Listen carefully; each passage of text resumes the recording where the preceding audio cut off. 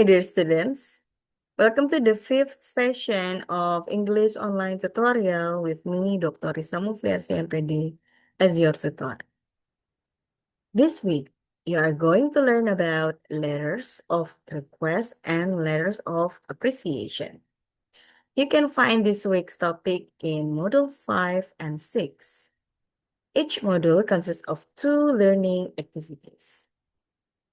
By the end of the week, you are expected to be able to distinguish different kinds of letters, of requests, and write a thank you email accurately and approximately.